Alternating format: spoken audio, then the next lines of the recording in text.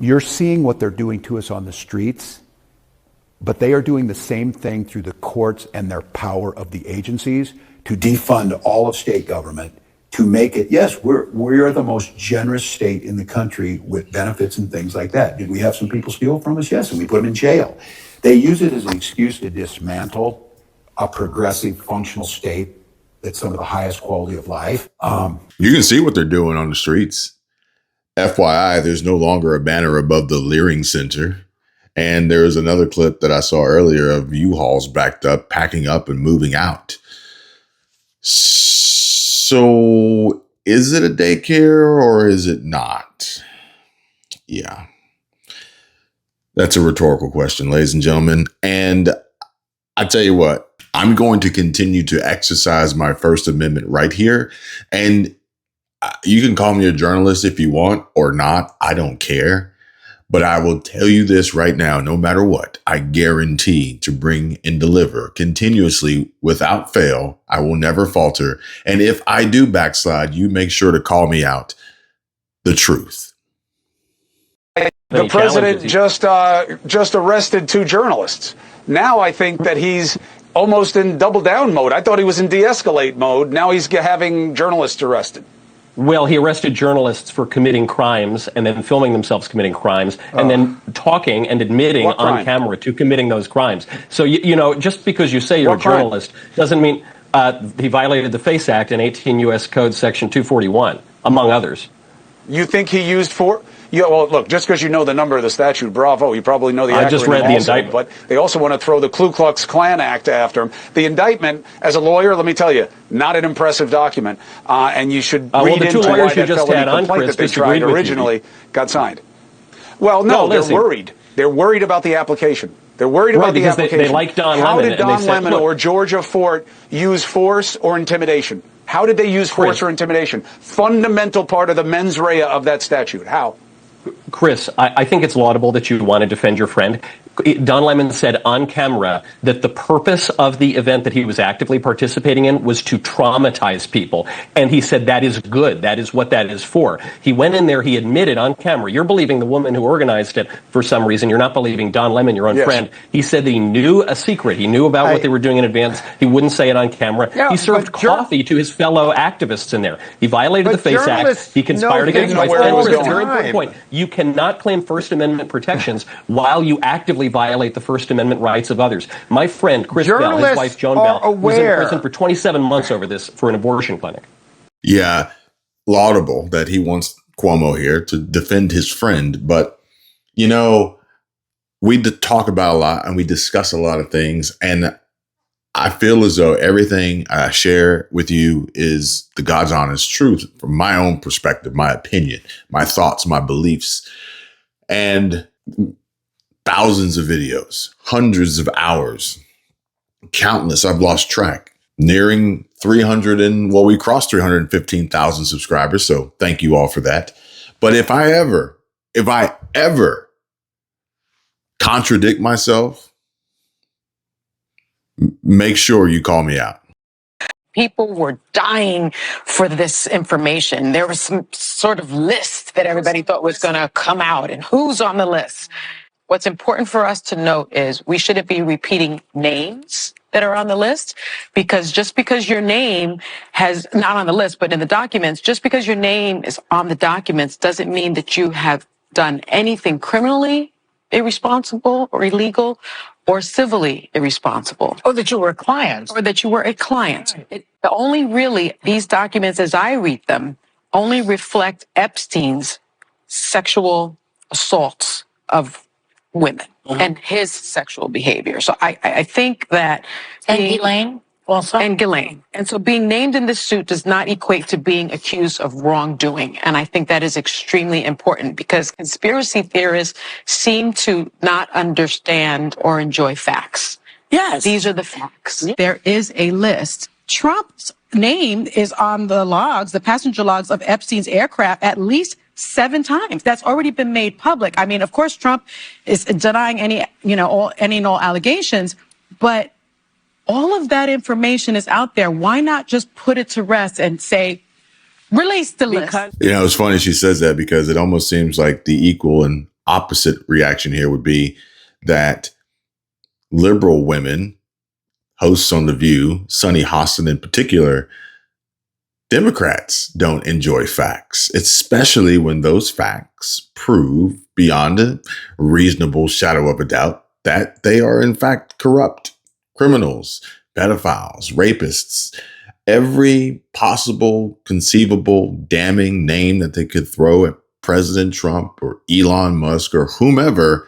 They are themselves. Now, after having gotten what they asked for, which really is a ridiculous request when you think about it, it is another promise made, promise kept by President Trump in delivering on this mandate. But you would think that if the Epstein files were so bad that they would have already released them to destroy Trump, which in theory they could have because the media is on their side, spinning these tales and telling these stories and creating and forcing these narratives and these lies.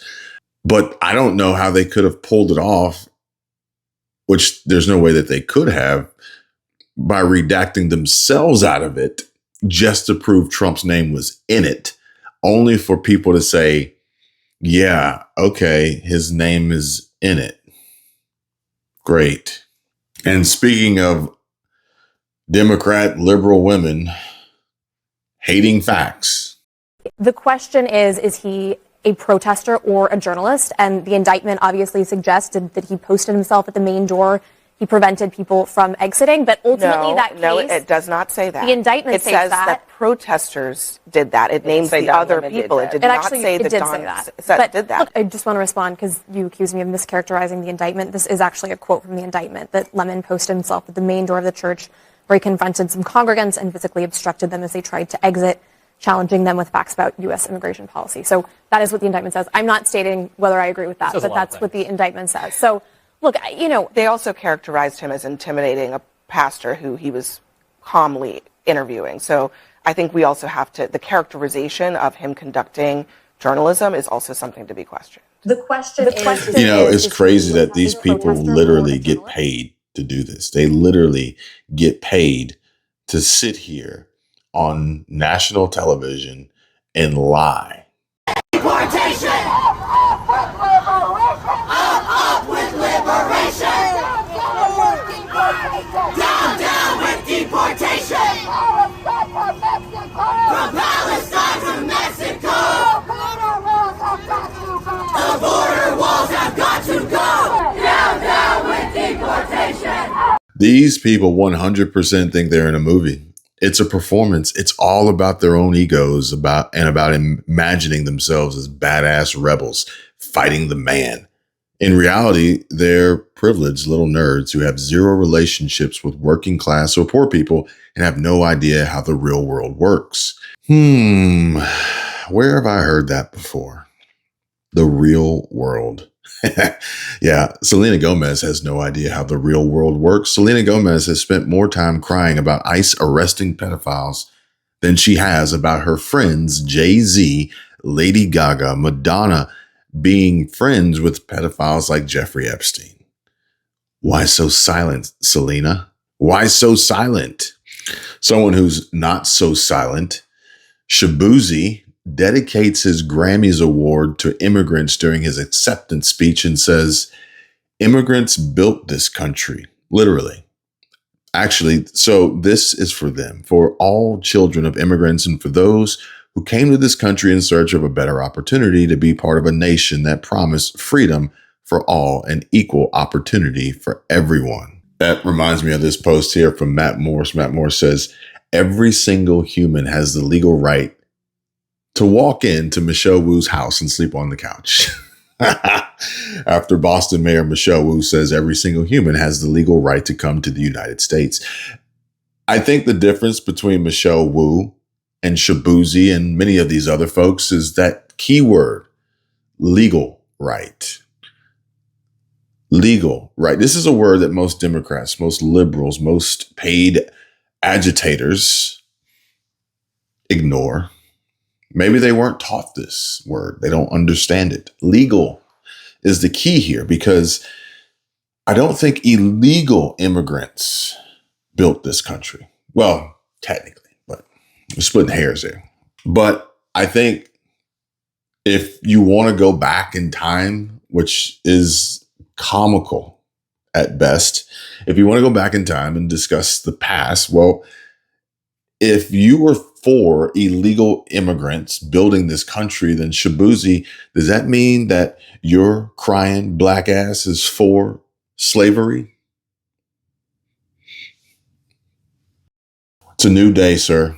It's almost like you have to laugh just to make it through the day, because when you apply logic and reason to some of the dumb shit that they say and do, there's no sense in even trying to debate them and convince them otherwise. And since we're getting Lupita Nyong'o as Helen of Troy, can we get Sydney Sweeney as Rosa Parks? Whoever made the casting decision for Helen of Troy really needs to be fired. We all know who the obvious star of that movie should have been. And look, I would be first in line to watch Sydney Sweeney play Rosa Parks in this upside down world of bizarro world that Hollywood, the left, the mainstream media, Democrats, socialists, communists are trying to create here. The bizarro world where Gunther Eagleman says a National Guard troop gets shot and killed while serving her country and the left stays silent. Meanwhile, a lady tries to run over an ICE agent and gets shot and killed, and the left riots. We are not the same. No, we are not. We're not even freaking close. Not even on the same planet or same continent, same country, as Jay-Z has reportedly left the U.S. to an undisclosed location. Yeah. Somebody should have took his passports long ago, but you would think he'd return by at least, I don't know, Sunday. Doesn't he have a show to put on? Now that Lady Gaga, Madonna, Jay-Z, and Tom Hanks are all in the Epstein files, where are all the virtual signaling Hollywood celebrities? Where are they at? The loudest voices who love to preach at everyone else are suddenly so silent. Will anyone in Hollywood speak out against their own? And it's like tit for tat, you know? And it was Renee Good. And then, there was the bombshell breaking fraud in Minnesota, which we need to talk more about that. Then there's Alex Preddy, but then there was the bombshell breaking footage of Alex Preddy. And there's even more to that story and the tie and relationship between Alex Preddy and Renee Good. Then there was Ilhan Omar getting squirted on with some apple cider vinegar from probably the same guy on the side of the ring who said, in a minute. Yeah, watch this, right? Look, gets it. Then he goes, right, okay. And then he takes the knee, and then look at this guy at the back. See him in the corner with the beard, watch. Now watch Scooby look over to him and watch what the guy in the beard does. Oh, look at that. What the fuck? What is that about? At least that dude's hair didn't fly off. All right, y'all. Let's hit pause for a second because this matters and it's really important. We talk a lot on this channel about taking control of your life, making smart choices, and not letting the system overwhelm you. But when it comes to navigating Medicare, it can feel like you're wading through a swamp of total confusion. Plans, coverage, costs, deadlines, you name it. And that's where Chapter steps in. They're not just another company. They're the real deal when it comes to free Medicare help. Chapter's team of advisors has helped thousands of people across the country find the right Medicare plan, and they do it with one goal in mind, putting you first. No fees, no pressure, just honest guidance to make sure you're covered without breaking the bank. Big insurance companies have their own agendas, but Chapter's got your back, fighting to get you the plan that works for you. So if you're approaching Medicare age or helping a loved one figure it out, don't go it alone. Call Chapter today at 270-467-2426 and start getting the clarity you deserve. Because at the end of the day, protecting your health and your wallet, well, that's not just smart. It's living life on your terms. Pop stars Ariana Grande, Billie Eilish, and Katy Perry rushed to call the Trump administration cruel and inhumane, but when their pal Jay-Z was named in the Epstein files, they went completely silent. The ones who scream the loudest are the biggest hypocrites. Next stop, California. Well, it's just more of the same. I mean, she's part of the whole, this whole fraud supporting network. She knows all about it. I've been contacting her for years about this fraud. She's never done a single thing about it. And, you know, in her defense, the Republicans haven't done a whole lot either. And so I'm really disappointed at all the elected officials from Minnesota because, you know, I've been running down this middle of the street with my hair on fire going, look at this fraud. And I put the number at $80 to $100 billion in Minnesota alone, going back to 1988. And you're going to find out that I'm right. And see how the number keeps ratcheting up? It was $250 million, then it was $1 billion, then it was $9 billion, now it's $18 billion. And I said, you got to keep going because you have to include all of these city money, county money, state money, federal money, grants, NGOs, all of these things that are part of this fraud. That's where all that money in those suitcases at the airport's coming from. Just stop giving them the money and all those problems go away. This is a contender here for the meme of the day, but we've got this donkey here. And again, these aren't your daddy's donkeys, but this donkey here is saying Trump's in the Epstein files, screaming at the top of his lungs, looking like Sonny Hostin here. And it says, Epstein hates Trump. But Trump is mentioned. Oh, man.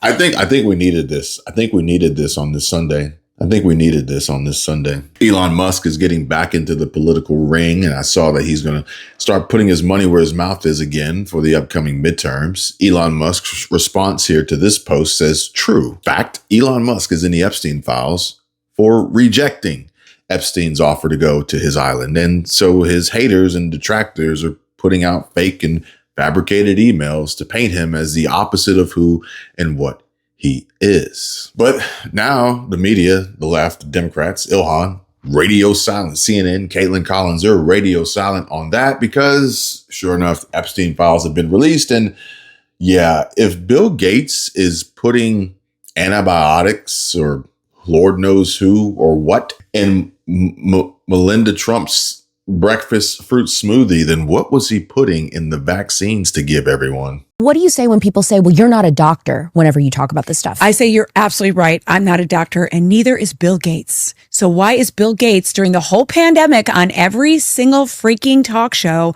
talking about getting the COVID vaccine? You should get the COVID vaccine. But everyone was like, you're right, Bill Gates. But then when Jenny McCarthy talks about doing your own research, I'm not a doctor. And by the way, I did go to nursing school for 2 years. There you go. I was almost there. When Kim Kardashian went to law school, I was like, maybe I'll just go back and get my 2 years so people can, shut up, eat their words, but I don't care. Yeah. I got to tell you, it was a little unnerving yesterday because we got out and we spent some time with some folks. And I can't tell you how many of them did not know that the Epstein files had been released, did not know the latest news about Bill Gates, but they also consume mainstream media. And that's what the crazy thing about the Epstein leaks today. The one email and we're here that said that Bill Gates wanted to get from him antibiotics to give to Melinda because he got syphilis or he got something. Damn. The clap, chlamydia, whatever he got. He got some sort of an STD from a prostitute. Do you think if she could have the choice between getting what did she get, $50 billion or not getting the syphilis, which would she whatever take? she got, I bet it wasn't syphilis. It was probably the clap. It was probably chlamydia or something like that. That's no big deal. But if who knows if that's true, though? Here's the thing. Like, Epstein clearly was some sort of a blackmailer. And this is an email that Epstein wrote. So it could be complete fiction. Epstein could have wrote that just to put pressure on Bill Gates for some fucking business deal. Like, who fucking knows? He could have spread rumors and then said that he'll squash those rumors. But these guys are dealing in deception and blackmail. And so you can't, assume that it's true. Granted, they're not liberal. They're not Democrat. They're not progressives, left of center, far left of center. They're not socialists or communists. they just didn't know, which is why they come to me. But whew, imagine. We got to get the word out, folks. I tell you what, we need more men like Sean Taylor here. That's right. Hey everybody, it's retired Assistant Chief Sean Taylor. I hope y'all are staying warm. It's a little chilly here. All right, y'all, we're done. We're over it. President Trump, I've got at least a 12-man and female team that is put together that's ready to be your presidential point team. We've already identified trillions in cash that's being moved through the mortgages. We've identified billions that's going through healthcare illegally. We've identified human trafficking rings. We have identified narcotics trafficking rings. We're made up of regular police officers, agents at different federal bureaus. We have U.S. attorneys we're talking to and state attorney generals. We're ready, President Trump. We're asking you to help us and make us your presidential point team to go after these bastards. We're done, and we're ready for the accountability. All you have to do is say yes, and we are ready to go. God bless you, and God bless our republic. We got to get the word out. And Tamara says, I will summarize the Epstein files for you. The Democrats hate Trump because he found out that they're all pedophiles. The end. Jay-Z shows up in the Epstein files, the Diddy files, and the Weinstein files, yet somehow he's the only one who hasn't gone to prison. Yet.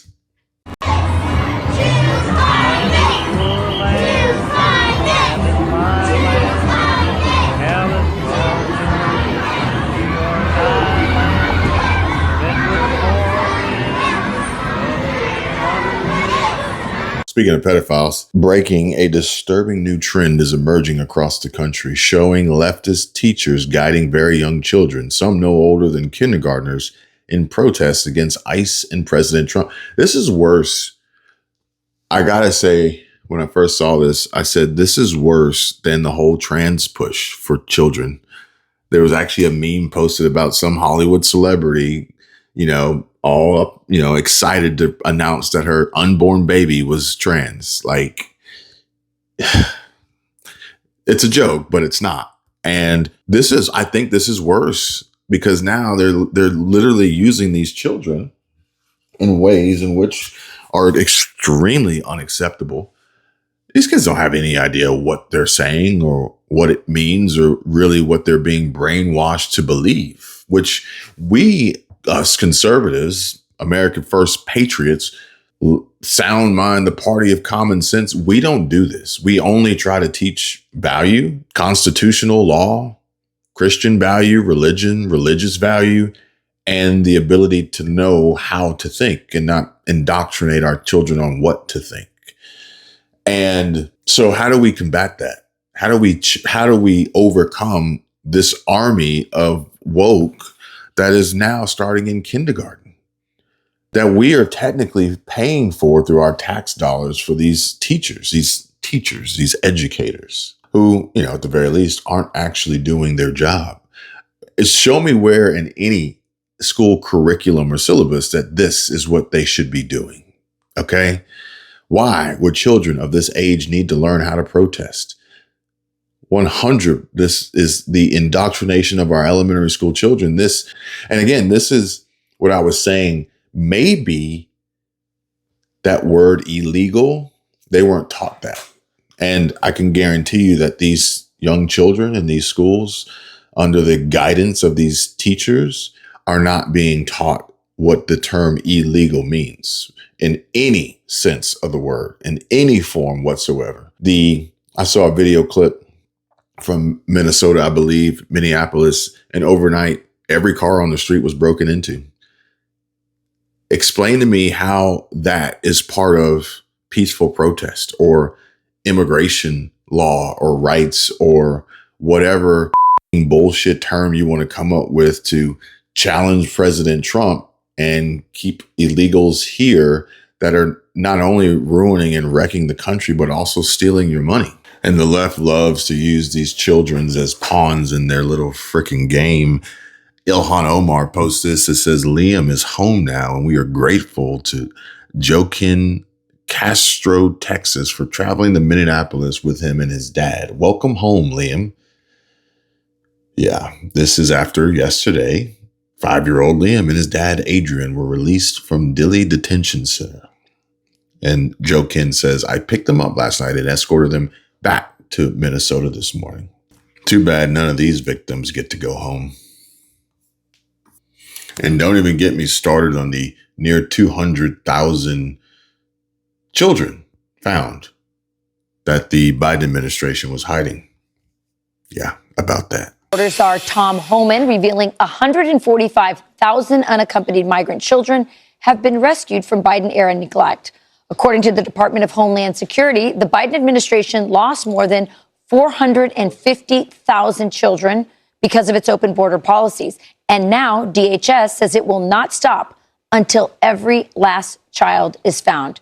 Here to discuss is HHS whistleblower Tara Rhodes. Tara, it's so great to have you on for our viewers to remind them of who you are. You are somebody who raised the flag when you were working at DHS, that there were MS-13 members trying to sponsor children, and you saved those children from that horrible fate. Tara, we've now seen 145,000, almost half, found in just 1 year. By the Biden administration, by DHS, Kristi Noem, the border czar, and HHS. How do you feel about this progress? Well, hi. Good morning, Rachel. Good morning. It's always a pleasure to be with you. And thank you so much for continuing to shine a light on this critical issue of the missing children. Yes, under the leadership of President Donald Trump, he first secured the border, which absolutely cut down on the flow and in the child trafficking economy. And so that was the first critical move. And their next critical step was to put new leadership at the Office of Refugee Resettlement, which is part of HHS, which is where the children were being trafficked from, the Office of Refugee Resettlement. So they put some great, intelligent folks there. John Fabricatori, who is a senior advisor, also acting director Salazar, and their collaboration now with ORR, so the Office of Refugee Resettlement, the FBI, and DHS, they've been able to go out, do a concerted effort, door knocking, finding these children. It's wonderful news. Yeah, it sure. 50 Cent sparks parenting firestorm and says kids should be raised the traditional way without LGBTQ themes in cartoons, and definitely without this anti-ICE protest rhetoric in elementary and kindergarten.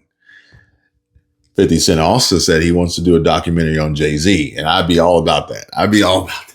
But speaking of LGBTQ themes, I've got another one here, another contender for the meme of the day that says, or asks, what do Republican women have that Democrat women don't?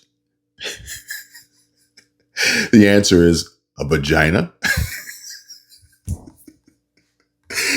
Sorry, guys. I gotta laugh because this is extremely funny to me to see the hypocrisy, the blatant lies, and then the cowardice. Is that the right term? Cowardice? Breaking, Melania just became the lowest rated film IMDb has ever seen, a 1.1 out of 10. Daily Mail says that Hollywood left reeling as Melania smashes box office numbers and becomes best documentary in a decade. No one saw that coming. This documentary is a big success. We're going to get official numbers from Amazon later this morning, but already, according to the projections that are circulating in the film industry, this is the #1 documentary in terms of box office ticket sales in about a decade. This documentary is another example of the red-blue divide. We've seen ticket sales be a whole heck of a lot stronger in Republican stronghold areas than we have in big blue cities, and that was to be expected. But wait. How is it possible that Melania would get such a low rating on IMDb, but smash records at box offices? How is that even possible? How is it possible for Melania to get a 99% audience score on Rotten Tomatoes, but a 10% from critics? Bo Loudon says, breaking, YouTube's biggest creator, Mr. Beast, just slammed Rotten Tomatoes for allowing critic movie scores to be easily rigged. This is what's happened to First Lady Melania Trump's movie, which currently has a 99% audience score and a 10% critic score.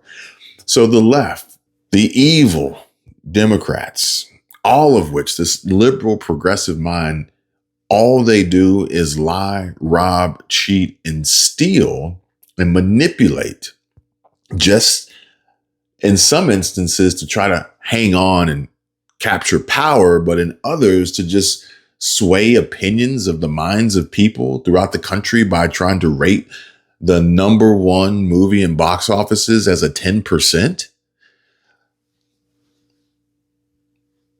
Meanwhile, if you tried to cancel Nicki Minaj for supporting Christians with President Trump and you're silent about Jay-Z and Beyonce after the latest Epstein reveal, then you must be extremely stupid. I would agree. Extremely stupid, as Matt Morse can point out here, that after reading through all of the new Epstein documents, one thing seems abundantly clear to me. Epstein made numerous attempts to entrap Trump, but Trump turned him down every single time. Epstein had Maxwell introduce a young woman to Trump at Mar-a-Lago. Trump turned her down. Epstein invited Trump to his private island. Trump rejected the offer. Epstein himself admitted that Trump never got a massage, and Epstein also admitted to collude with a journalist to obtain compromising information about Trump, but he couldn't find any. President Trump says we're thinking about it, and he says he's considering settling his $10 billion lawsuit against the IRS and donating the money to numerous charities. Trump filed the lawsuit last week, accusing the IRS of unlawfully leaking his confidential tax returns in a politically motivated move. But audio only on this one, and George shares how, breaking, Trump just announced he will sue Michael Wolff after files revealed he was conspiring with Jeffrey Epstein to get compromising info on Trump. What did you think of the latest release of Epstein files, and do you think your critics will be satisfied with this release? Like this guy Wolff, who's a writer, was conspiring with Epstein to do harm to me. And I didn't see it myself, but I was told by some very important people that not only does it absolve me, it's the opposite of what people were hoping, the radical left, that Wolff was a third-rate writer, was conspiring with Jeffrey Epstein to hurt me, politically or otherwise, and that came through loud and clear. So we'll probably sue Wolff on that. And much like the settlement lawsuit, more wins to come. Put another $10 million in the Donald Trump was right jar. Maybe he can donate that money to New York City to help dig them out of their $12 billion or $19 billion deficit hole. Trump to the rescue, ladies and gentlemen. It looks like Ilhan Omar isn't the only Millionaire Squad member. Now, our team dug into open secrets and financial disclosure reports. What we found is that when Ayanna Pressley was elected to Congress back in 2018, she had a negative net worth. You fast forward to today, she's worth $1.3 million with assets worth up to $8 million. Now, that's a massive increase in just 6 years, especially for someone on a $174,000 congressional salary. It's impressive, really, but how did she do it? Well, part of its property in 2024, Pressley reported owning a Martha's Vineyard rental worth up to $5 million, as well as multiple Boston rentals worth up to $1 million each. Now, for context, back in 2019, she only reported owning one property in Boston. We're also learning days before Pressley was sworn into Congress, her husband quit his $92,000 annual Boston City Hall job to start his own consulting firm called Conan Harris & Associates. And as we read more of the Congresswoman's financial disclosure reports, we learn that her husband also saw his income jump while he was in Washington. His client list consists of some government organizations, including one with deep ties to the Obama Foundation.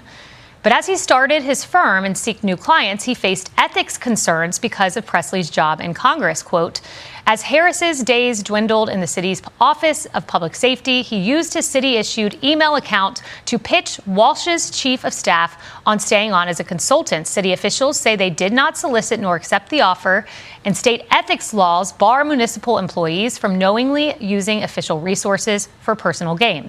Now, we asked Presley for comment, and we even invited her on. She did not answer. Because Lord only knows that these Somali fraudsters out there, the California fraudsters out there, the Newsom fraudsters out there, the illegal fraudsters out there, they're not looking to help in any way, shape, or form whatsoever, okay? Communist Mayor Zohran Mamdani gave a humiliating press conference where he was forced to admit that New York City is flat out broke. Actually, they're worse than broke. The city has a budget deficit of over $12 billion. And Zohran's face is full of shame, terror, horror, and regret as he finally realizes he is way in over his head, and his supporters are never getting the communist utopia that he promised. Good morning. I want to speak directly to New Yorkers who have for too long been misled and misinformed about the true state of our city's finances. I will be blunt. New York City is facing a serious fiscal crisis. There is a massive fiscal deficit in our city's budget to the tune of at least $12 billion. We are dealing with vast figures and statistics that can often feel intangible. I want to place them into a historical context so that the scale of the crisis is clear to New Yorkers. For reference, the budget gaps we are facing today are higher than they were at the height of the Great Recession. And when compared to the pre-pandemic 10-year average, some of these projected deficits are over 300% higher. This is not business as usual. This is a historic challenge. Smash the like button if you love those delicious communist tears. In 2020, New York City had a budget surplus of $5 million, respectable. And this year they have a budget deficit of $12.6 billion. Why? Well, because of Joe Biden's crippling inflation combined with giving infinite welfare to infinite migrants. New York City was infamous for housing migrants in luxury hotels and giving them $10,000 cash cards. And that doesn't even include the free food, the free health care, the free education for their children, free transportation services, free legal services, just inordinate amounts of welfare paid for on the backs of the United States taxpayer. This is the crux of the illegal migration crisis that cuts through all the feelings. It is fiscally unfeasible and unsustainable to import tens of millions of migrants who require the entire suite of welfare services just to survive in our country. And because the middle class has been essentially hollowed out of every major city, the only residents in New York are the haves and the have-nots and nobody in between. The only way you can live in New York City is if you're rich enough to afford it or you're poor enough to qualify for welfare to subsidize it. And so the overwhelming bulk of the migrant crisis was dropped right in the black neighborhoods. Also, upper-class posh white liberals could virtue signal and boast about their compassion. And a reporter hits Zohran with the most brutal reality check possible, asking him, is it time to renege on all of your promises for free things, seeing as the city is $12 billion in the hole? Do you need to revise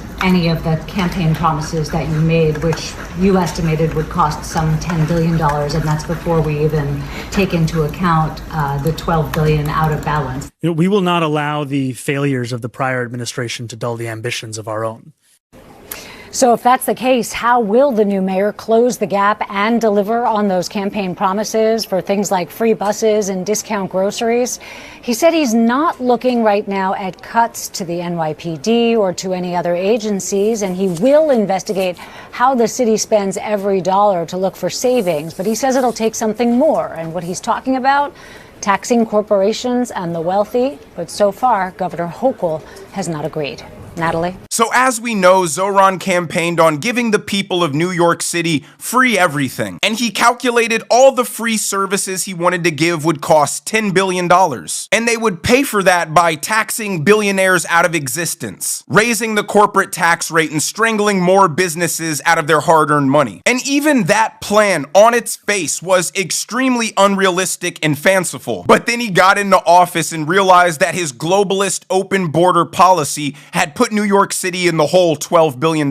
So if he wants to balance the budget and implement his communist agenda, he needs to raise $22 billion of revenue, which is mathematically impossible, by the way. But just like any good communist, the economics don't matter, the math doesn't matter, all that matters is the dream. So that's why, despite the precarious financial situation New York City is in, Zohran Mamdani is going to provide free daycare for the children of illegals. Clearly, these are programs for every single New Yorker. These are not programs that are going to ask the immigration status of any one of the children. All of those children are New Yorkers. They should all be enrolled in pre-K and 3K, no matter where they were born or where they come from. And we are also proud to be a sanctuary city. What a sanctuary city means is that we have policies in place, policies that have existed for years in this city, that deny ICE agents access into schools, hospitals, city properties, or even the properties of city contractors. The problem with foreigners holding office in the United States is they're all beholden to a set of ideologies that benefits their interests at the expense of Americans. I haven't seen one foreign-born elected official on the local, state, or federal level propose any legislation that actually benefits America. It's all to benefit the people outside of our borders because they relate to that experience and they sympathize with it. That's why in the oldest state in our beloved union, Virginia, a state legislator who's an immigrant from Bangladesh just passed a piece of legislation that essentially bans all guns in the Commonwealth of Virginia. And even if they believed America should be wide open for immigrants because that's how they came here, bankrupting the country in support of that ideology is traitorous. And here's the old mayor of New York, Eric Adams, last year warning that the migrant crisis was literally going to destroy New York. Support. And let me tell you something, New Yorkers. Never in my life have I had a problem that I did not see an ending to. I don't see an ending to this. I don't see an ending to this. This issue will destroy New York City. Destroy New York City. We're getting 10,000 migrants a month.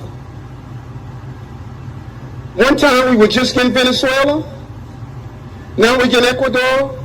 Now we're getting Russian speaking coming through Mexico. Now we're getting Western Africa. Now we're getting people from all over the globe have made their minds up that they're going to come through the southern part of the border and come into New York City. And everyone is saying it's New York City's problem. Every community in this city is going to be impacted. We have a $12 billion deficit that we're going to have to cut. Every service in this city is going to be impacted. Anybody with an elementary school understanding of arithmetic could see this problem coming a mile away. But Democrats just conveniently ignore limited infrastructure and scarcity of resources so they can gallivant around in Looney Tunes world and pat themselves on the back for being a compassionate human being. But would you be surprised that Zohran is actually a hypocrite to his own ideology? He believes rich people should pay more in taxes for the benefit of everybody else, but somehow profusely hates that idea when it comes to New York City contributing more in taxes than they receive. Watch this. In fiscal year 2022, New York City sent $68.8 billion in revenue to Albany and received $47.6 billion back. That is more than a gap. It is a $21.2 billion chasm, and it can no longer be sustained. It is measured in city schools that could have more teachers, parks that could have more staff, playgrounds that could be built across the 5 boroughs. That $21.2 billion gap occurred because over the decade Governor Cuomo was in office, the state saw our city as a place from which wealth could be extracted without recognizing the needs of that same place. New York City is the economic engine of this state. While we contribute the majority of state revenue growth, we do not receive the same proportion of state funds. So he believes rich people are morally obligated to pay $1 million in taxes, even though they're only receiving $20,000 in services. But when New York City pays more in taxes than it receives, now it's unjust. Now it's unfair. You have to understand, communist ideals aren't about equality. They're not about fairness. They're not about doing what's best for the collective. It's about stealing money from rich people by force because they're jealous and they hate them. Rich and successful people force them to confront their own inadequacies. And that's uncomfortable, so they get bitter, they get resentful. They justify their own failures as the result of a corrupt system. They're good, moral, kind, upstanding people. And if they're not able to become successful, it's not because they spent $200,000 on a PhD in gender studies. No, it's the result of a corrupt system that rewards exploitation and oppression. But a reporter claps back at Zohran Mamdani and says, that's not how taxes work in this country. If that's the case, why should the governor give you more money, especially considering progressive taxation doesn't mean you get back what you pay, and a billionaire doesn't get more services because they pay more taxes than someone with lower income? So there's two things here. A $12 billion fiscal deficit cannot be resolved through efficiencies and savings.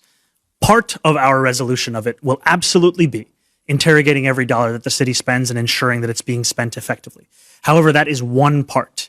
The other parts of this will also have to include changing that fiscal relationship with the state and changing the fiscal relationship with the wealthiest New Yorkers and the most profitable corporations.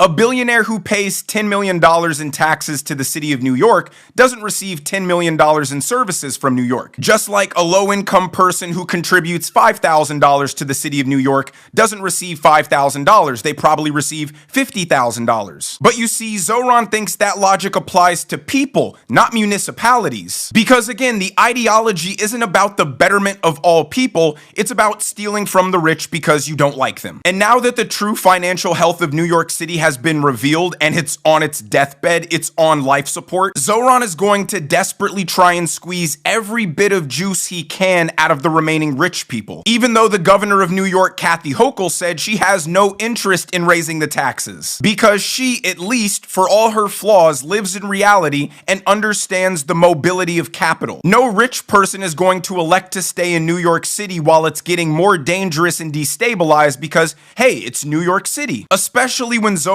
becomes more hostile and incites the revolutionary mob to terrorize rich people who are being too greedy and not contributing to fixing the problem. But the last clip I'm going to show you is Zohran Mamdani on CNBC addressing the $12 billion budget deficit. And I kid you not, Zohran said he's not worried about rich people leaving New York because he says they won't. The top 1% of New Yorkers pay somewhere between 40 and 48% of the total revenue for New York City taxes.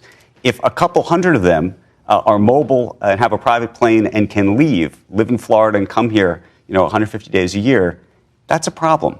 What do you do about that? I think you get back to first the facts, because capital flight is always spoken about whenever we talk about the potential of increasing taxes on the wealthy. What we've seen is that since 2021, when New York State increased taxes on the wealthiest New Yorkers, the number of millionaires actually increased in this state. You talk about more millionaires in New York City, and that's true. But at the very tip of the spear, I'm talking maybe even the billionaires, their ability to be mobile seems higher. And so the question is, you look at a state like New Jersey. David Tepper was a hedge fund manager in New Jersey who left the state. All of a sudden, they lost something like $140 million in revenue annually. And so the question is, if you lose a couple of those people, is that in your mind okay? Is that a cost of doing business? Or is that a problem? And what do you do about that? Well, I think I have to prove that this increased revenue leads to an increased quality of life. And frankly, we also have to get through the kind of fear-mongering that typically takes place in this. The other day, I was speaking to a New Yorker who self-identified themselves as someone who would be taxed by our proposals. They said, I've heard that you're going to tax millionaires. Is that true? I said, yeah, that's what we want to do. We want to increase personal income taxes by 2%. They said, I'm going to leave, like you're saying.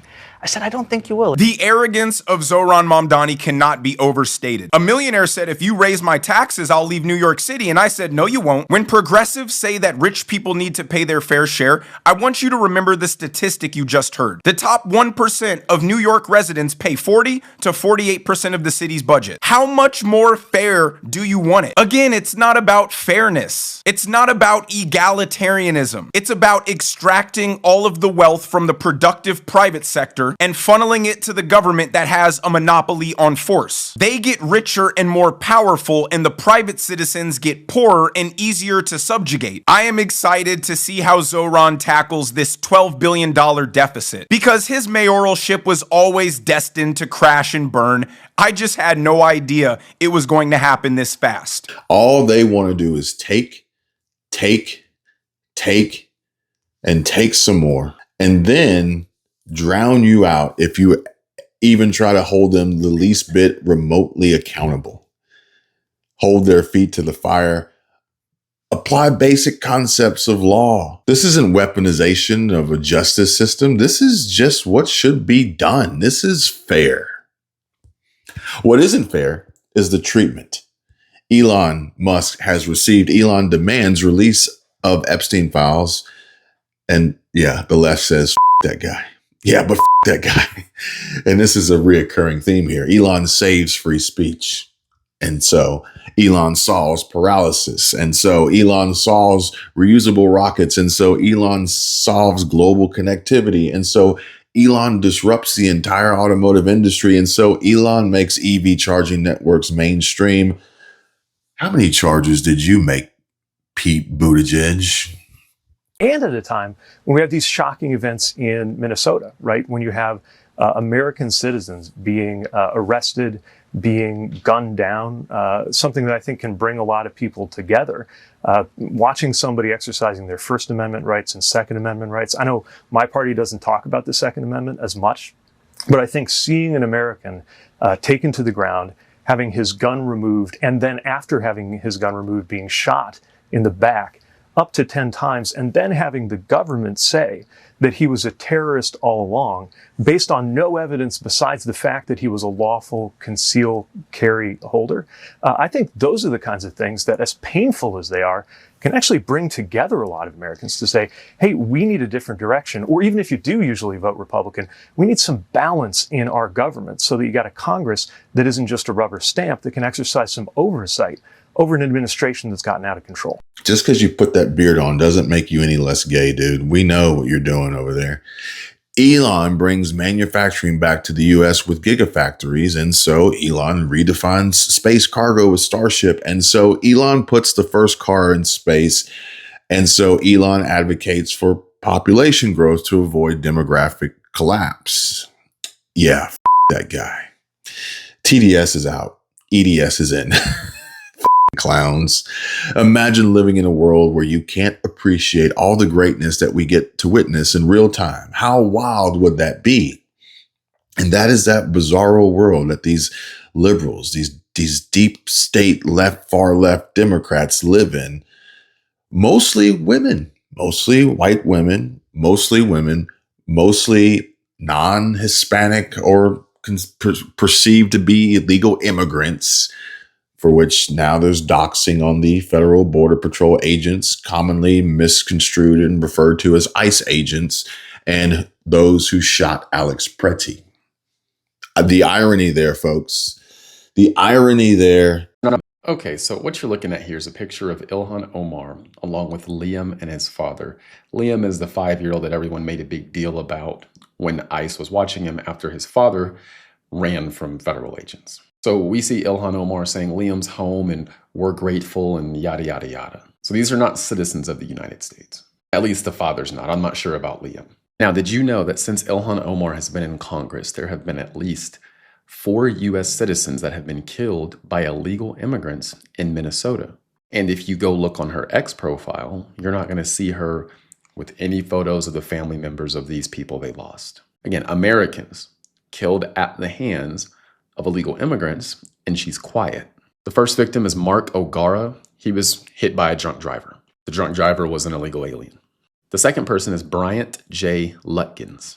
He was shot and killed by an illegal immigrant in a drug-related incident. Actually, it's more than 4. I take that back. Here we've got Shannon Patricia Juneworth. We've got Mario Alberto Treja Estrada and Jorge Alexander Reyes Juneworth. They were murdered by an illegal immigrant named Alonzo Pierre Mingo.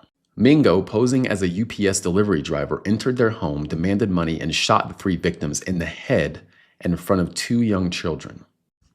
Where's Ilhan Omar with these families? We don't see pictures with the families. We don't see her doing anything for these people. These are citizens. Another person, Victoria Aline Harwell, hit by a drunk driver. Drunk driver, it was an illegal alien. And Ilhan Omar, quiet. We don't see her. No pictures with the family, no calling it out, no nothing. Now a 5-year-old is put in detention, him and his father, and she's all over it. Why? Because Democrats want illegal aliens to stay in this country because it helps them politically. If she was truly about people, she would be caring about these people who have been murdered by illegal aliens. But if she announces or, talks about these people being murdered by illegal aliens, that isn't conducive to the narrative that Democrats want to push. We should let as many of these illegal aliens in as we can. I about said as we want, as we can. In either way, they want a bunch of illegal aliens in their states and in their cities, and then they want to try to give them a path towards citizenship. They are quite literally incentivizing people to come here the wrong way. Again, it goes down to the census. The census counts bodies, not citizens. Democrats want to attract as many illegal immigrants to their states as they can to help them offset the numbers they're about to lose in the next census. They want to try to maintain as much power in the House and when it comes to electoral votes as they can. This is 2030 projection for the census or the electoral votes. Look what state is going to lose an electoral vote, Minnesota. So they would like to keep as many illegal immigrants as they can in their states to help offset what is coming. It's not about being virtuous. It's about census math. Anyway, that's all I got for now. Don't forget I have a free email newsletter. Send this out every morning at 7. The link is in my profile. Click that link, drop your email in, hit subscribe, and you'll be good. Yeah, I think the key here is how many they can, for which clearly they can't anymore because Trump has shut down the border. And so we see them escalating their strategy, their tactics in other ways. Granted, that's when things begin to fall apart rapidly. For instance, the bodies and how financially and economically and mathematically impossible it is to maintain such a large amount of an illegal population. Kathy Hochul. So all these programs, whether it's the nutrition programs, half of my budget, or a large percent of my budget is Medicaid. Half of New Yorkers are on Medicaid. And those are lower income New Yorkers. Do you believe that the wealthy are paying their fair share in New York State? Well, these are seniors also and children. And so, we've been able to manage, but now Donald Trump takes $3 billion out in 1 year and $750 million last year. So that's what's hard to manage. The incoming from Washington, we budget, we set aside a money. We look at how much is coming and we manage ourselves. We've been doing this for years. And then I've got the Trump administration just yanking the money that had always been there and is supported by the federal tax dollars that these wealthy people are also sending to Washington that should be coming back to us. So we'll continue the conversation. Zohran Mamdani. Yeah, we'll let those two fight it out together. So Mayor Mamdani has said that he doesn't think that wealthy people and corporations would actually leave if their taxes go up. Do you disagree with that? It's not a gamble I want to take because we're already down about $13 billion in revenues from people who did leave our state. And when asked, many of them do complain about the taxes in New York, something I'm trying to do something about. While New Yorkers are developing buyer's remorse for Zohran Mamdani, spotted heckling him and yelling shame after basically nothing's going according to plan. That's right, we know about your mom. Now listen, we was with you, Zohran. We voted for you, Zohran. We advocated for you, Zohran. We advocated for you. You ain't getting up, get up in there and lie to us. You lied, Zohran. Shame, Zohran. Shame. Shame. The first lie was CCRB, Zohran. Shame. CCRB had the final say, Zohran. Shame. Can you imagine? Just imagine if the volume, the sheer volume and size and anger that came with all the agitators and protesters that we've seen and we still see to this day, if they were redirected towards Zohran. Because They advocated for you, Zohran, and you lied. And they know about your mom. I think, again, you just have to laugh. I laugh because I know the truth. I laugh because I've already seen this. I saw this coming, watching it play out, having already shared it with you all, knowing that you're laughing with me, laughing at the idea that Minneapolis leftists are now setting up makeshift blockades and checking IDs to keep agents from passing through. Oh, the irony. And oh, the stupidity. Do not try to do some shit like that in Florida, because DeSantis and the Brevard County Sheriff has already made it abundantly clear that we're not about that life down here. Okay. The media wants you to believe Trump is disliked and there's voters regretting everything Trump, and he's not making America great again. I could talk about that until I was blue in the face. I will not. However, I will share this with you, which is President Trump exiting Air Force One, seen here, and it says breaking. Democrats are in panic mode after devastating new poll finds Americans trust the Republican Party on the economy and inflation by 6 points, tariffs by 2 points, immigration by 11 points, and border security by a whopping 28 points. Donald Trump is crushing it.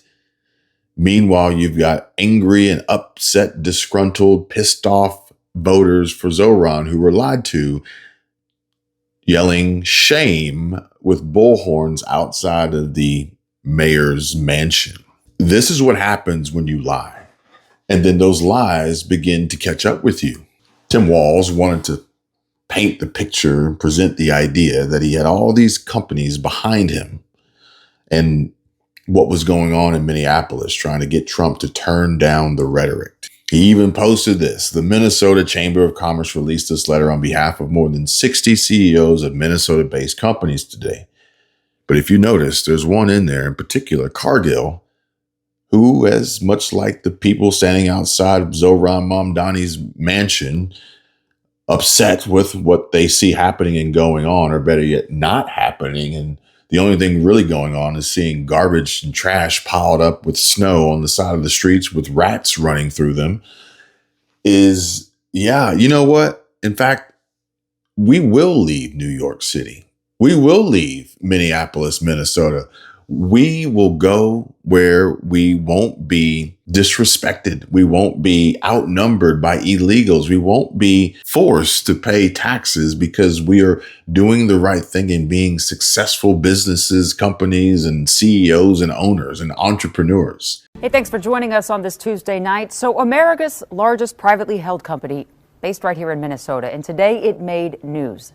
Not good news to hundreds of families. The agricultural giant Cargill announced this week it's laying off 5% of their workforce. That's about the largest private company in America has been headquartered in Minnesota for over 130 years. They just spent $60 million renovating their headquarters. They invested $35 million more in research centers. But now they are cutting 555 Minnesota jobs. And they are pouring $4.6 billion into other states instead. This is what happens when a state drives away its own homegrown companies. This is the story of Cargill in Minnesota. Communism doesn't work. Socialism doesn't work. Not in this country, at least not in most states, most cities. As this all funnels down and just points to just one inevitable outcome. And that is draining the swamp. That is righting the wrongs. That is making America great again, folks. That is America first. Okay. And everything that we see, this escalation, is just literally these rats being trapped and the heat being turned up, and they're just clawing away. They're just clawing away, trying their damnedest to not confess or to own up or be adults about this, but to try and find their backdoor escape or their flight to another country to flee the United States of America and avoid accountability, avoid handcuffs, avoid indictment and subpoena, and avoid prosecution, avoid conviction and trial and prison time. In the first hearing a couple weeks ago, what we learned is that Governor Walz likely knew about this fraud from the day he stepped into office, and yet he deliberately did nothing. Why? Because the Somali community in Minnesota is a major Democrat voting bloc. In other words, there was sort of an implicit deal that Democrats had with that community that we're going to turn the other way as we have an idea that you're defrauding taxpayers, and then in exchange you're going to vote for us. So what I'd like to ask Governor Walz is, what exactly did you know about this fraud? When did you know it? How did you know it? And why did you not do anything about it? And I think that's the same thing the American people want to hear. And I think we want to hear that, whether it's the fraud in Minnesota, the fraud in New York, the fraud in Maine, the fraud in California, the fraud with Epstein and Bill Gates. I think we all want to know, why didn't you do anything about it? Especially then, but more so now. I know that they would love for us. They want us. They truly believe, or at least they have convinced themselves through so many lies that we are stupid. But we are not stupid. And we're also not just going to stand by and allow this to continue on and happen. And so the end is near, folks. And their day of reckoning is surely to come. I bring you the truth. That is all. Please share this. Get the word out. Spread the message. And enjoy the rest of your evening. I hope to see you guys again here real soon. Take care. God bless.